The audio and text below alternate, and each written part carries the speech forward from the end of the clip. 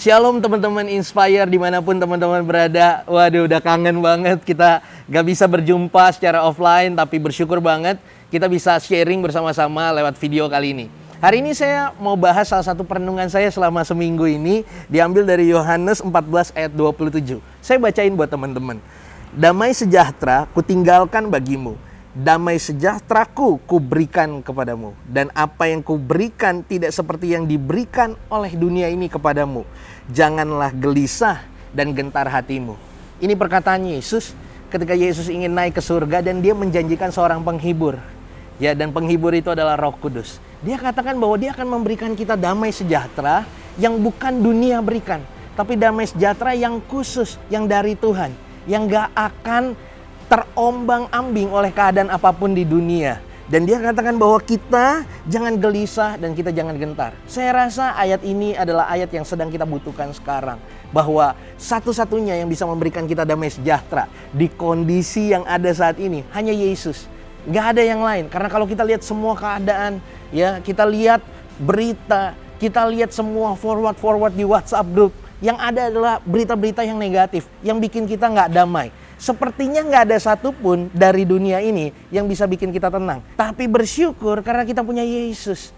Yesus akan memberikan kita damai sejahtera yang dunia nggak bisa berikan kepada kita.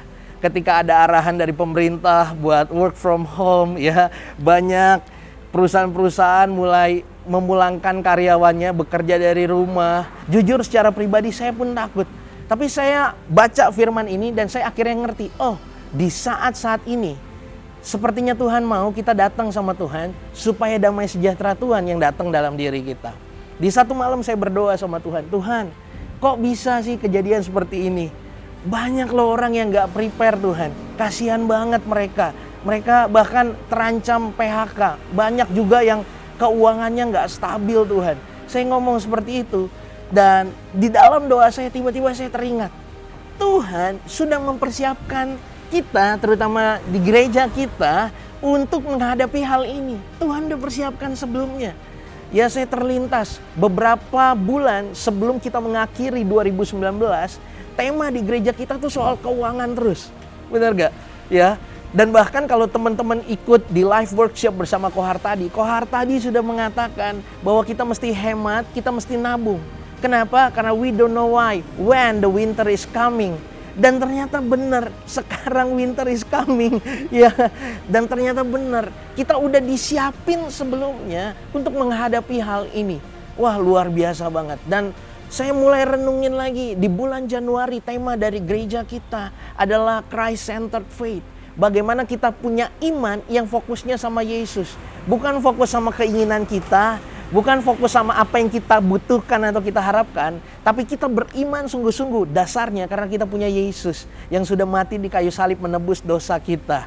Lalu kita masuk di bulan Februari tentang worship. Kita diajarkan untuk bersyukur, kita diajarkan untuk menyembah Tuhan, bukan karena keadaan sekitar kita, tapi karena Tuhan Yesus yang sudah luar biasa dalam hidup kita. Wah, itu sangat menguatkan sekali. Dan di bulan Maret kemarin kita belajar soal Christ-centered prayer. Bagaimana kita berdoa seperti Yesus berdoa di doa Bapa kami. Kita bukan menginginkan apa yang kita mau, tapi kita minta supaya kerajaan Tuhan turun dan supaya kehendak Dia yang terjadi dalam hidup kita. Wah, itu luar biasa banget. Itu sebuah persiapan yang dahsyat, ya, yang didapatkan oleh para pemimpin rohani kita untuk mempersiapkan keuangan kita sebelumnya, mempersiapkan iman kita, penyembahan kita, dan juga doa kita. Bukankah ini yang sangat kita butuhkan sekarang? Setelah saya dapat itu dari Tuhan, ya, dari perenungan itu saya bersyukur. Tiba-tiba damai sejahtera muncul dalam diri saya. Oh iya, ternyata Tuhan sudah mengontrol semuanya.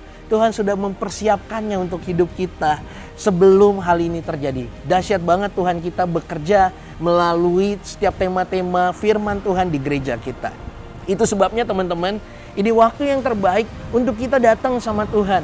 Melalui doa, pujian, penyembahan kita melalui firman Tuhan.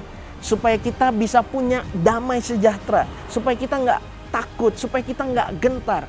Karena sebenarnya Tuhan sudah melindungi kita. Bahkan Tuhan sudah mempersiapkan yang terbaik bagi kita sebelumnya. sehingga kita nggak perlu takut lagi untuk menghadapi hal ke depan.